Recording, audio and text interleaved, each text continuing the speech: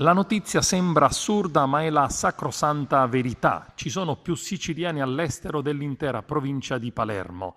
Non è Palermo, infatti, il capoluogo più popoloso della Sicilia, ma si trova fuori dell'isola. L'ultimo rapporto Italiani nel mondo della Fondazione Migrantes riporta che sono ben 768.000 i siciliani che abitano all'estero, iscritti all'AIRE, all'Anagrafe Italiani Residenti all'estero. Sono circa il 14,5% dei 5.300.000 italiani che risiedono in Europa e nel mondo, per cui la Sicilia è il primato tra le regioni italiane.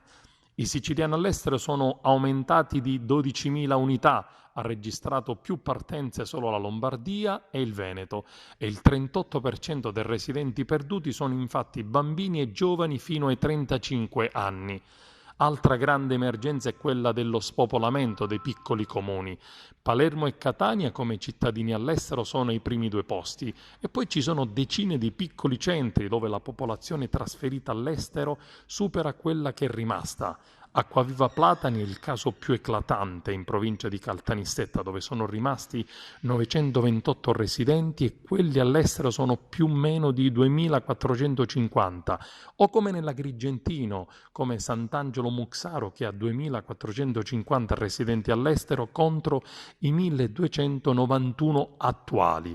Ed in tanti altri piccoli comuni dell'isola e molti della provincia di Agrigento ci sono più immigrati degli attuali residenti, come ad esempio il caso di Santa Elisabetta o quello di Cattolica Eraclea, di Cianciana, Comitini e San Biagio Platani, ed ancora più come Pettineo, Sutera, Val Guarnera. La provincia con più partenza in assoluto è quella della provincia di Agrigento, con 156.000 residenti fuggiti, mentre il paese preferito dei siciliani è stabilmente la Germania, che ha accolto 240.000 migranti, seguita dal Belgio e in ultimo l'Argentina, circa 92.000.